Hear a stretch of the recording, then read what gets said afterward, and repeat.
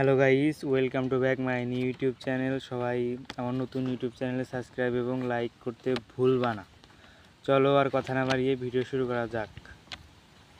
আমরা আজকে যে সম্পর্কে কথা বলতে এসেছি সে এনিমির নাম হলো Alya sometime hide her feeling in Russia.